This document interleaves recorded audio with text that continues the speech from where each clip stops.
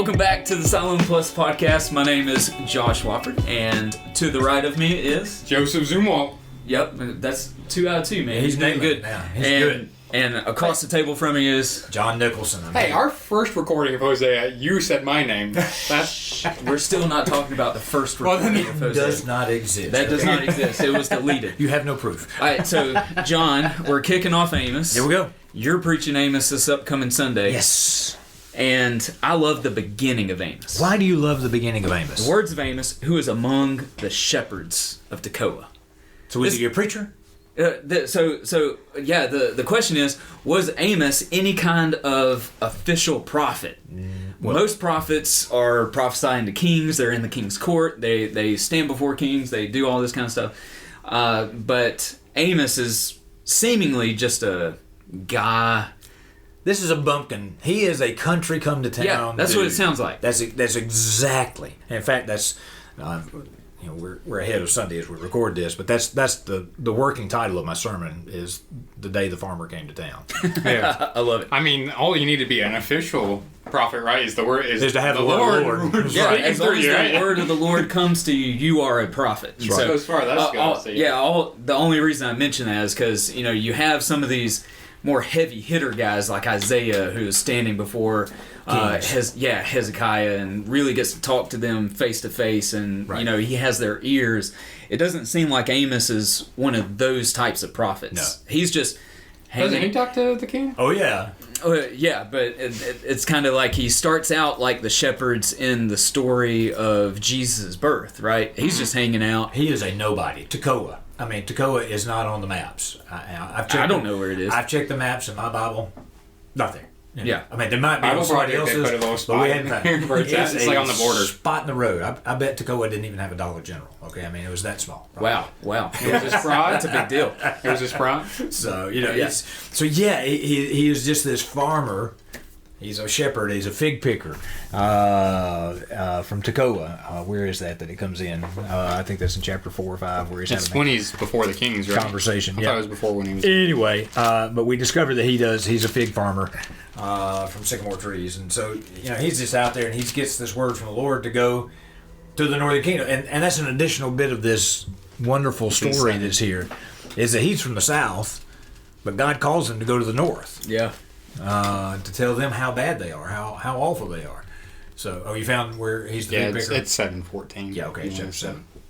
So, Dresser of sycamore tree. yeah, dresser of sycamore trees. Some have him as a fig dresser or fig picker. But anyway, really, he is just this nobody country bumpkin kind of good old boy character. You can just see him rolling into town in the old beat up truck and overalls. I mean, that's who he is, you know. But he is that guy that has a grasp on the realities. He's out there as he's doing shepherd work and has time to meditate on what is going on, and he sees what's happening in the north, and God has him has his attention about that and gets his attention so much so that God sends him there to tell him all about it. I'm hearing we need to go to Congress. I don't know who said it. I'm sure it was a tweet at some point that I ran across, and it just kind of stuck with me. But it said, pastors ought to read less of leadership books from CEOs and more books just on farming. Yeah, absolutely. Because there's so much that I think Amos brings to the table that has to do with his experiences in the fields and all that can really speak to the people as well. Yeah. So I have a lot of questions about Amos.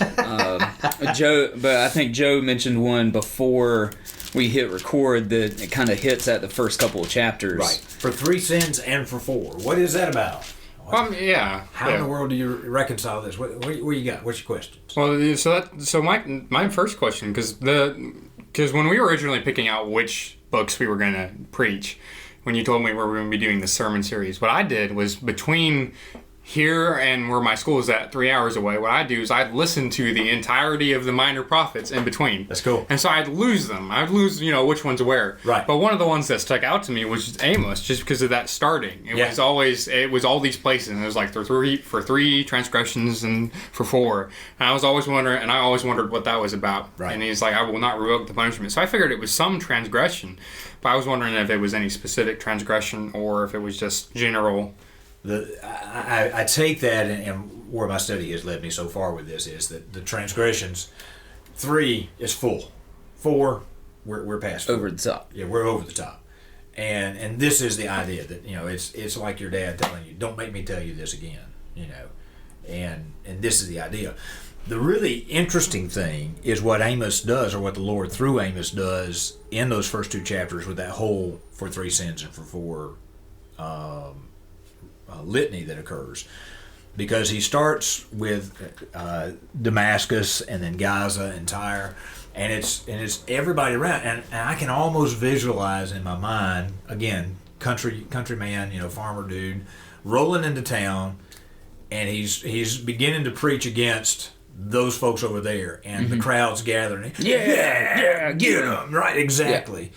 And then it's the Southern Kingdom, and they're still like, yeah, go get those bad. It's like us talking about D.C. and Los Angeles. Absolutely. All those California. All those terrible places. And then he zeroes it in on home for 3 sins and for 4 of Israel, God says.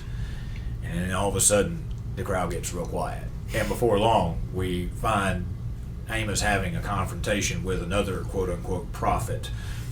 Isn't this a slapping contest? Yeah. And he's basically told to leave town and not come back because he's just being a troublemaker. But we don't hear, I can't remember the guy's name right now. Amaziah, the priest of Bethel. There he is, Amaziah. None of us remember Amaziah. Some of us die for some reason. In fact, he gets called out that his wife's going to become a prostitute, and all of his progeny will be killed. Yeah, with a sword. So no house left for him.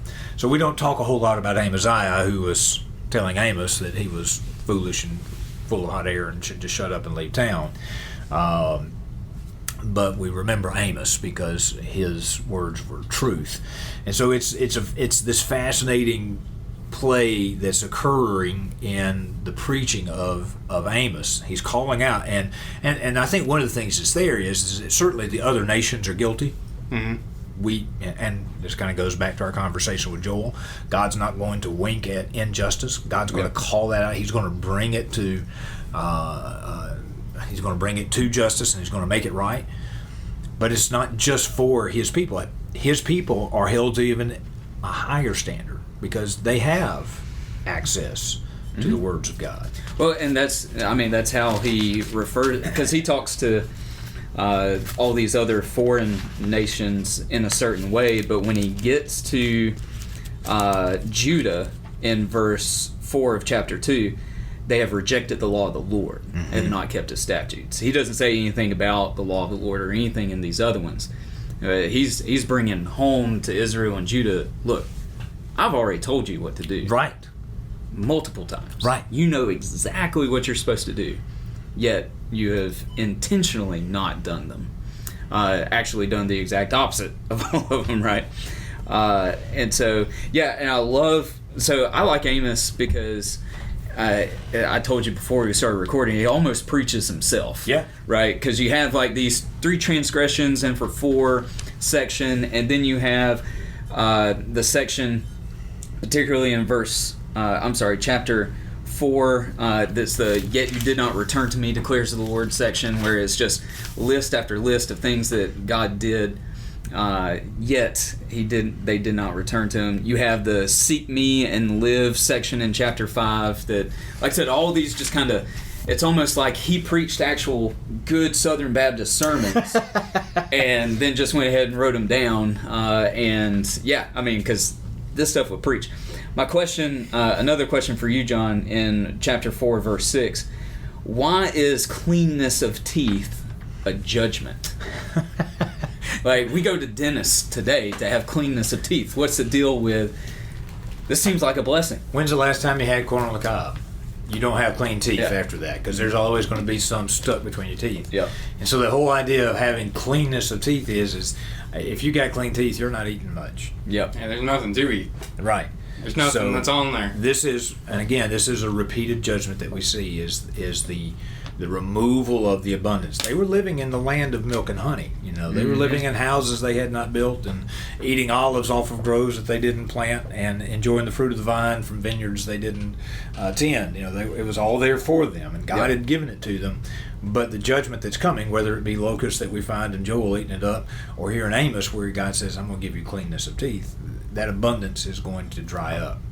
And this is an interesting take, and I don't want to run too far with this, but it's something I do at least want to acknowledge, is that because it runs right back to the curse in Genesis. Yeah. God always connects and helps us to reconnect the sin that we're committing. It's not just against our fellow man, but it impacts the land. It impacts the place, the stuff of the world in which we live.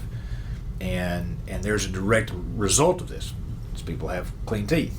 They're not eating because the land is refused. It has dried up. The locusts have come. Stained the whole body. Yeah. So that's an interesting thing. In our world that we live in our modern world, we have we have the ability, and there are people who literally, the saying is you need to go touch grass, because they don't have any contact with the natural world. And we have I watched the YouTube videos in grass. There you go. Awesome. Right. Yeah, I'm not even going to run down that path. But, it's just this disconnect from the world that we live in, and as if we can manipulate it and use it just as another product and resource. But it is part of our created order that we participate in. And, and Amos is helping us. God's helping us to see this. As well, that when God's striking the land with mildew and blight, as He said, it's as a result of the people's sin. Yep. That's something we don't often think about. No. Yeah, and so let's talk about this section a little bit more. Yet you did not return to me.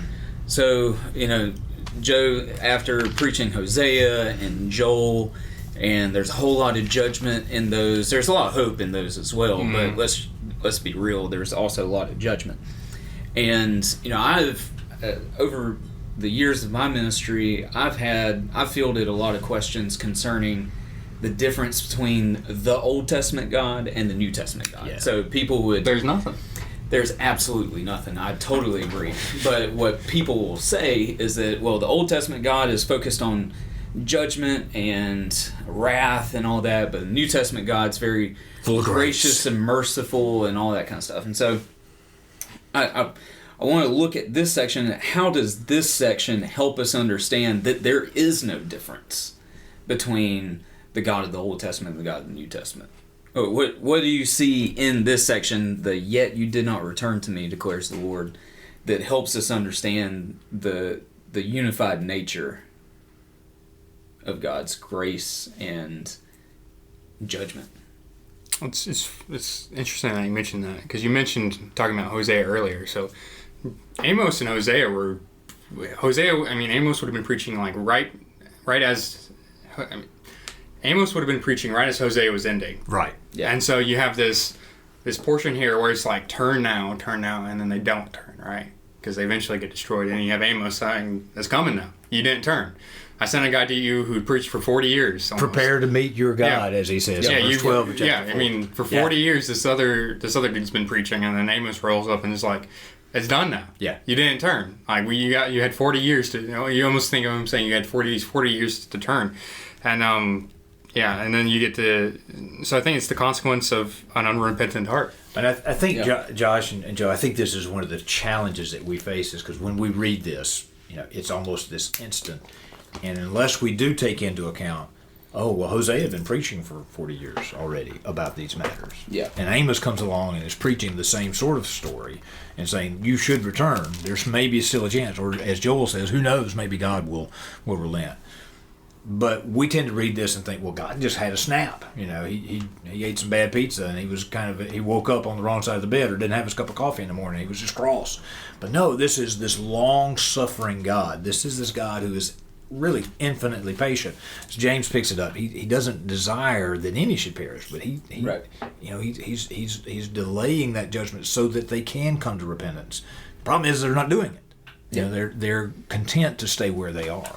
One of the things I talk to, when I've done devotions and all this, I help people understand that from the time they entered the land to the time the exile occurred, it was pretty close to 1,000 years. Yeah. So, I mean, that in my definition of long suffering, That's kind of a long. that's long suffering. That's being patient. Yeah. That's being patient. Yeah. Again, the Hebrew there in Exodus 34, we didn't talk about this in the last podcast, but when it says that he's long suffering or patient, it's literally large nostrils. Right. God has large nostrils that when we get angry, we flare our nostrils. And Runs in my family too. it takes it takes a long time for God's nostrils to flare. I've seen my dad's nostrils flare on an occasion or two. I'm just saying. Yeah. And it's just that taking that moment. Okay, I want to contain this for a moment. Yeah. But there comes a moment finally, Yeah. where God shuts the door on the ark, or Yeah. when God says, "That's enough, no further." And this is where we are. This is, Amos says, "Prepare to meet your God." And then in the very next chapter, in chapter 5, "Seek me that you may live." Seek me, God says, because the calamity, the disaster, the day of the Lord is coming. It's upon you. It's time now. It's don't wait till it's too late, because there does come a too late moment. I heard one preacher say, I got good news and I got bad news. The good news is God's here. And the bad news is God's here. God's here. Yeah. God has shown up.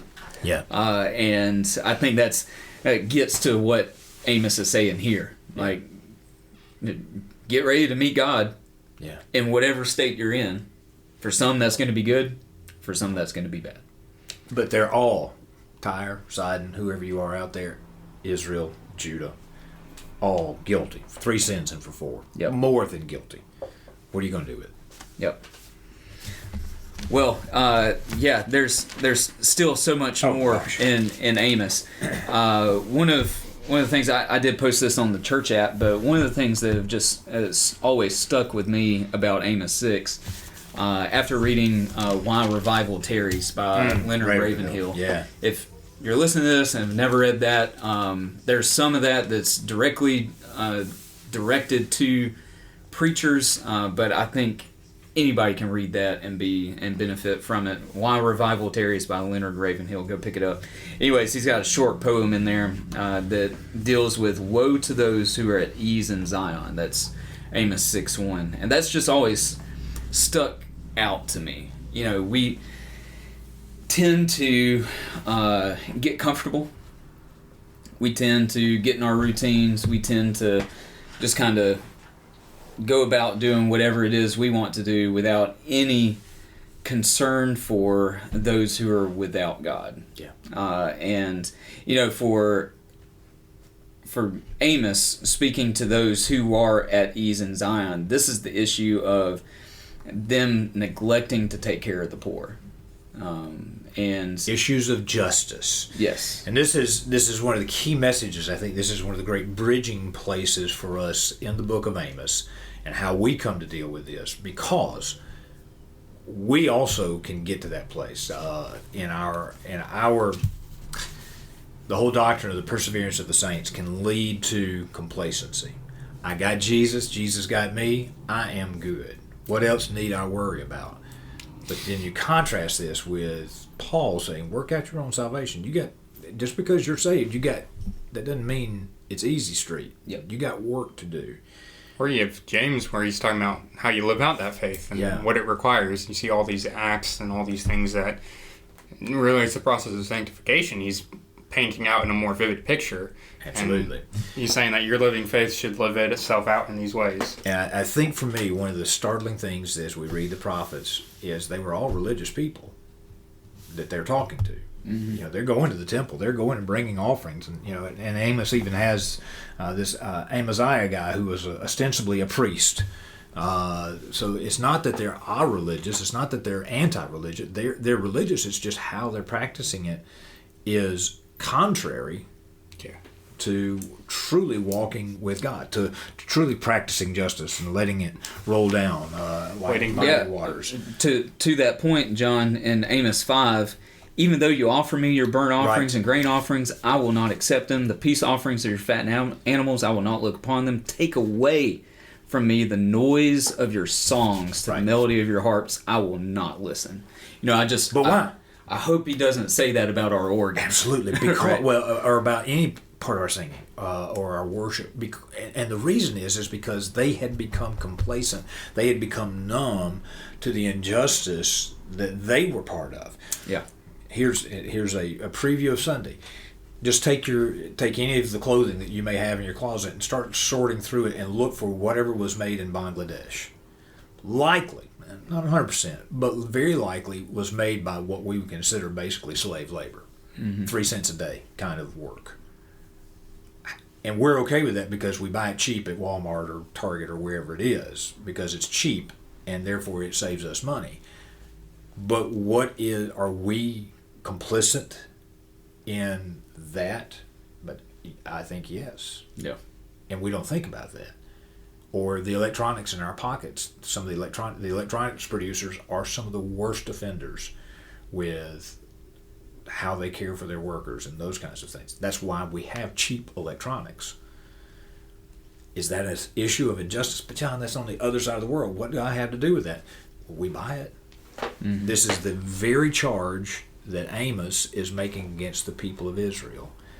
You sit at ease in your beautiful palace, and yet you are crushing the head of the poor. I don't want to think about that when I go and buy my cheap T-shirts. Yeah. Yeah, and even closer at home, a lot of times we tell people here in our backyard, go be well and be warm and well fed. Right. That's what I was looking for. You want the... No, but that's it. In 1 John. It's in James. So this issue, we can get real complacent and feel like we're good because we're looking around at our neighbors and we're not doing whatever I don't know whatever the terrible sins are. That seems like none of them are terrible anymore in this world. But we feel like we're doing pretty good by all counts. And this is the situation in the nation of Israel that Amos is going to. But it's for 3 sins and for 4. That it's enough that God is saying, I am calling this to judgment. In fact, and really the heart of my sermon is going to be the image of the plumb line. God sets this up. And when we really look at the plumb line, we begin to see things in my life are not where they should be. What should I do? Well, God says, you should be seeking me. Yeah. We should be wailing and weeping over those. But we should also be intentionally seeking justice for those folks. Yep. And we don't do a real good job of that sometimes. Because sometimes it does. It just seems like, that's such a big issue. How in the world, how can we impact the issue of fatherlessness in the United States? It's the issue that's driving problems with poverty and crime and education. You solve fatherlessness, you solve all those problems. But that's so big. How do I deal with that? Well, we've got folks in our church family that are fostering some fatherless kids. We have men in our church who are mentoring through athletics at local high schools, fatherless men in those places. That's addressing that situation in a very real and practical, hands-on way. What we like to do, though, is bury our head in the sand and say, that's somebody else's problem. God says, through Amos, to the people of Israel, no, that's your problem. Yep. And you are contributing to that problem by ignoring it. Yikes. Well, John, I think you just preached your sermon. No, that's the preview, man. Joe, we got to pass an offering plate. And, here we go. But the good news is, at the end of Amos, and I got to point this out, chapter 9, where it says, it's such a beautiful passage in verse 13, God says, the days are coming when the plowman will overtake the reaper. In other words, there's going to be days of such abundance that you're not going to be able to gather it quickly enough before you're trying to replant again. May it be. May we see such days. Yep. Oh, yeah. So much good stuff. Oh, yeah, absolutely. Imagine how much squash you're going to be trying to get ready for those days. Indeed, yeah. I've already had a phone call today about blueberries and cucumbers, so it is blueberries. Who's trying to get rid of blueberries? Lock your car doors season around here because somebody's going to put a bag of squash or zucchini. Who's trying to get rid of blueberries? Plenty of folks. I'll tell you about it. We'll get you hooked up, brother. So it's good. Well, we didn't even talk about the booth of David that has fallen and repairing its breaches. There's so much in Amos. Yeah, famous Amos. And this is one of the things I think that we are already discovering early on in this series through the minor prophets, that we have neglected them, and in so doing we have missed so much. I think as a people as a whole, because there are so many beautiful things. There are a lot of hard things, but there are so many beautiful things that are there when we take the time to look for them. Yep. Yeah, that's good. All right. Obadiah is next. You got it. The short prophet. Yeah, we're not going to record that one today, so we'll wait a week to talk about Obadiah. Looking forward to it. Yeah, so we'll see you when we talk about Obadiah. Outstanding.